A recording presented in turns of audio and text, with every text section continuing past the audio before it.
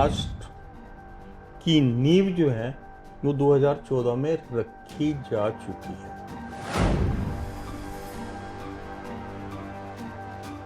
Waste Bengal से अगर आपको जड़ से ममता को और ममता दीदी की मेंटेलिटी वाले लोगों को हटाना है, देश के अगेंस्ट चलने वालों के लिए, आतंकवादियों के लिए, जिहादियों के लिए, मोदी से भी बहुत खतरनाक होगा योगी का नाम। हिंदू राष्ट्र की नींव जो है वो 2014 में रखी जा चुकी है। ओके। और इस एजेंडे को हिंदू राष्ट्र के, हिंदू धर्म और आदि सनातन के एजेंडे को प्रॉपरली जो भी इंप्लीमेंट करेगा स्टेप्स में, देखिए 11 साल में बहुत स्ट्रांग हो गए हैं, जो बेस है, जो जड़ें हैं वो बहुत मजबूत हो गई हैं। उनको आप इतनी जल्दी इनकम्बेंसी या बदलाव, अभी मैं देख रहा था कि बिहार में ही एक आपके कांग्रेस के बुजुर्ग लीडर हैं कि भैया वोट जो है बदलाव के लिए डालने चाहिए। बदलाव क्यों, जब सब कुछ ठीक चल रहा है तो बदलाव क्यों? ये एजेंडा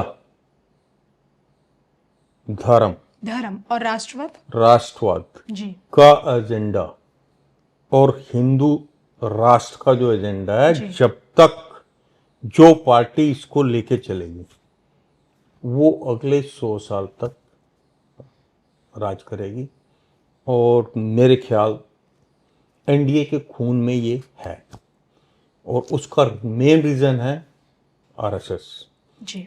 और अगर देश का उत्थान करना है तो कैडर के जो टॉप शॉट्स हैं उनको पॉलिटिक्स में आना चाहिए। हिंदू राष्ट्र के उत्थान के लिए, हिंदू धर्म के उत्थान के लिए वॉलंटरी आना चाहिए और राजनीति में आकर उनको अपने करैक्टर का वो करना है कि भैया हम किस चरित्र से, किस ऑर्गेनाइजेशन से हैं, ये हमारा चरित्र है। राष्ट्र के अगेंस्ट हम कुछ नहीं सुन सकते। जो राष्ट्र के अगेंस्ट बात करेगा उसको उठाकर बाहर फेंक दिया जाएगा। आप देखिएगा यूपी में रोड रोलर जो है उसका तहलका जो है विश्व में हर जगह है। जहां पर आपको डिसिप्लिन लाना है वहाँ रोड रोलर भेज दो, डिसिप्लिन अपने आप कायम हो जाएगा। बिल्कुल सर। देखिए यहाँ हमें बता रहे हैं आज 29 से 34 के बीच का जो पीरियड है, अब देखिए इस बीच 29 से 34 के बीच से पहले बंगाल का इलेक्शन हो जाएगा। क्या लगता है अगर 29 से 34 से पहले अगर बंगाल से ममता दीदी नहीं हटी तो आने वाले भारत के जो 100 वर्ष हैं क्या उसमें टीएमसी का? मैंने बंगाल के लिए बहुत क्लियरली भविष्यवाणी की थी कि वेस्ट बंगाल को आपको जीतने के लिए, वहां से उस सिस्टम को हटाने के लिए जो वहां पे गंदा सिस्टम बन गया, जिस तरीके से वहां पर जो है महिलाओं के साथ अत्याचार होता है और आपका जो है एक खास वर्ग के लोगों की मेजोरिटी बढ़ने के कारण, बांग्लादेश से इन्फिल्ट्रेशन के कारण, पाकिस्तान से इन्फिल्ट्रेशन के कारण वहां की जो डेमोग्राफी है टोटली चेंज होगी जी। उस डेमोग्राफी को सेट करने के लिए कंसिस्टेंसीज की डेमोग्राफी जो है 75 से चेंज करना शुरू कर दिया था। उससे जो है एक खास वर्ग का वोट बैंक जो है इंपोर्ट हो रहा था, रेगुलर हो रहा था। तो पंजाब में भी आया है और जहां जहां पर जो सरकारें थी तुष्टीकरण की मानसिकता वाली सरकारें थी, वहां पर ये वोट बैंक इंपोर्ट हुआ है। उनके सब आधार कार्ड बने हैं, राशन कार्ड बने हैं, उनको जगह दी गई है, सरकारी ज़मीनें दी गई हैं, सारी फैसिलिटीज़ दी गई हैं क्योंकि उनको वोट बैंक चाहिए था। लेकिन अब वो नहीं है। वेस्ट बंगाल से अगर आपको जड़ से ममता को और ममता दीदी की मेंटेलिटी वाले लोगों को हटाना है तो उसके लिए सबसे पहला जो है वहाँ की डेमोग्राफी को चेंज करना पड़ेगा। उसके लिए जो है एनआरसी बहुत ज़रूरी है। एनआरसी के बाद जो है आप वहाँ जो लोग बाहर से आके सेट हो गए हैं उनको जो वापस भेजा जाएगा तो वो एक क्लीन कट वो आएगा, और इलेक्शन जो है वो जो है राष्ट्रपति शासन के तहत होने चाहिए, क्योंकि वहाँ पर इलेक्शंस में बहुत ही अनियमितताएं होती हैं। पुलिस को भी बाय फोर्स उनसे वो करवा लिया जाता है जो वो नहीं चाहते। अगर आप नहीं कर रहे हैं तो आपको साइडलाइन कर दिया जाएगा। मेरे पास ऐसे हैं टॉप शॉट्स वेस्ट बंगाल के, जिनको साइडलाइन कर दिया गया, घर बिठा दिया गया, ऐसा काम दे दिया गया जहां पे उनको उनकी वैल्यू ही कुछ नहीं है, पोस्ट बहुत बड़ी है जी। तो बाय फोर्स अगर कहीं पे कोई आपको लेट डाउन करने के लिए अनियमितताएं बरत रहा है या बाय फोर्स जो है आपको नीचे गिरा रहा है, तो आपको भी फोर्स का यूज करना तो आपको लग रहा है स्टार्स परिवर्तन के दिख रहे राष्ट्रपति हैं? शासन के तहत बंगाल में अगर इलेक्शन होते हैं तो बंगाल का जो हिंदू है, अभी भी मेजॉरिटी पॉपुलेशन जो वहाँ पे हिंदू हैं, 60% है, वो कभी नहीं चाहेगा कि ममता जो है बंगाल में जो है ममता दीदी का हो। They will just change that. तो 100 वर्ष में आपको दिखती है टीएमसी बंगाल में रहती हुई नजर आएगी? बहुत जल्दी होगा। देखिए ग्राउंड से, मैंने बताया ना कि ग्राउंड से अगर आप भ्रष्टाचार को जी। हटाना शुरू करेंगे तो जितने लोग इन्फिल्ट्रेट होके आए हैं उनका रिकॉर्ड है। जिन लोगों ने इन्फिल्ट्रेट करवाया, they will come with nation, और वो बताएंगे ये लोग जो है गलत आए हुए हैं, पॉकेट्स में से बाहर निकाले जाएंगे। और जब ये चीज स्टार्ट हो जाएगी तो आधे तो डर से भाग जाएंगे, आधे तो डर से भाग जाएंगे। ये जो रोहिंग्याज हैं या बांग्लादेशी हैं, ये लोग जो हैं देश का डिसिप्लिन खराब कर रहे हैं। जितने भी आपके राइट्स होते हैं उसमें जितने भी नुकसान किए जाते हैं वो सब इन लोगों के द्वारा। पढ़ा लिखा आदमी कभी जाके लाठी नहीं उठाएगा, कभी पत्थर नहीं उठाएगा, और कभी देश की संपत्ति को नुकसान नहीं पहुंचाएगा। बिल्कुल सर। देश की संपत्ति को वही नुकसान पहुंचाता है जिसको लगता है कि ये देश मेरा नहीं और ये संपत्ति मेरी नहीं। बिल्कुल। मैं तो एक नए पैसे की भी देश की संपत्ति का नुकसान नहीं दे सकता और ना ही कर सकता हूँ। बिल्कुल सर, 29 के बाद का भविष्य 100 वर्षों का, और जैसे कि आप भविष्यवाणी कर ही चुके हैं मुख्यमंत्री योगी आदित्यनाथ के सेंटर में आने की, उन्हें हिंदू राष्ट्र के प्रथम प्रधानमंत्री उनके बनने की भविष्यवाणी।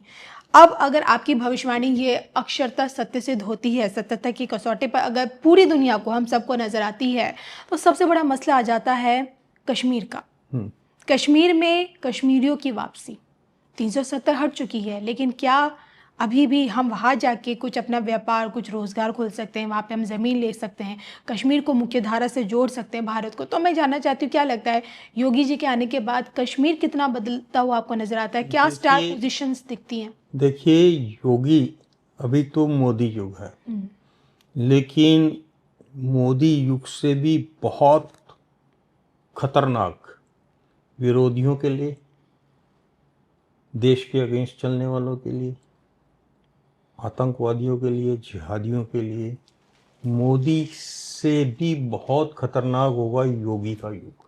अच्छा। और योगी के युग में जो आपके फाउंडेशन डाली जाएगी देश की, जी। जो करेक्शन होंगे, मैंने बताया ना कि ग्राउंड से अगर आपको सफाई करनी है तो वहां चरित्र वाले लोग होने चाहिए। जी।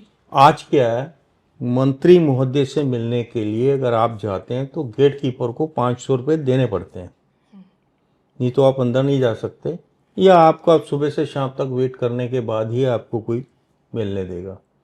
तो ये करप्शन जो है अगर जीरो से खत्म होता है, वहां पे सब जगह चरित्रवान लोग पहुंचेंगे तो ऊपर तक नीचे की प्रॉब्लम पहुंचेगी। देखिए कोई भी कंपनी, मैं राजनीति को एक ऑर्गेनाइजेशन या कंपनी से कंपेयर करता हूं, कोई भी कंपनी वो ग्रो करती है जो ग्राउंड वर्कर है उसकी बात को सुनती है। जब चेयरमैन सीधा आके पूरे अपनी यूनिट को नीचे से ग्राउंड से लेके टॉप तक के लोगों की बात को सुनते हैं, तो अब उनको पता लगता है करेक्शन कहाँ पर चाहिए। जी। कई बार जो होता है, जो आपका एसी रूम से बैठ के काम होता है, वो आपका कभी भी सक्सेसफुल नहीं होता, और उसी के कारण जो है बड़ी बड़ी कंपनियां डूबती हैं और बड़ी बड़ी आपकी जो है पार्टियां डूब जाती हैं। जी। कांग्रेस का कल्चर एसी रूम वाला हो गया था, ग्राउंड से वो लोग खत्म हो गए थे।